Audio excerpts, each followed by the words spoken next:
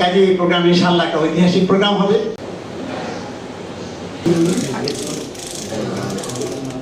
সে আমাদের আমিনে জামাত 14 তারিখ আগমন করবেন প্রধান অতিথি হিসেবে, অত্যন্ত মূল্যবান বক্তব্য নিয়ে রাখবেন।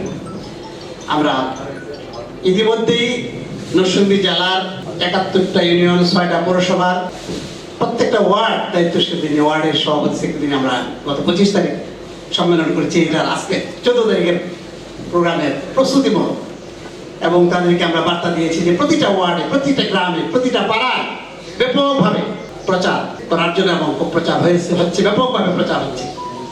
ঘরে ঘরে আমাদের ভাইরা যাচ্ছেন, আমাদের প্রচারপত্র, দাওয়াতপত্র, লিফলেট, পোস্টার।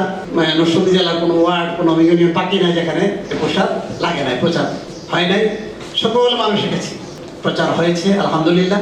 কাজে এই প্রোগ্রাম ইনশাআল্লাহ একটা ঐতিহাসিক প্রোগ্রাম হবে। আপনারা সাংবাদিক বন্ধু যারা আছেন, জাতীয় দর্পণ, আপনাদের মাধ্যমে আবার আমরা নরসিংদী জেলার প্রতিটি মানুষের কাছে আমরা দাওয়াত পৌঁছাতে চাই, যেন আমরা এই সবার মাধ্যমে সুন্দর বাংলাদেশ, সবাইকে নিয়ে জনগণকে ঐক্যবদ্ধভাবে আমরা সুন্দর বাংলাদেশ গড়ে তুলতে পারি। আমরা নরসিংদীবাসীর কাছে সেই আহ্বানে পৌঁছাতে চাই। আগামী 14 ফেব্রুয়ারি জুমাবার দুপুর 2:30টায় নরসিংদীর সাটিরপাড়া স্কুল মাঠে এক বিশাল জনসভার আয়োজন করা হয়েছে।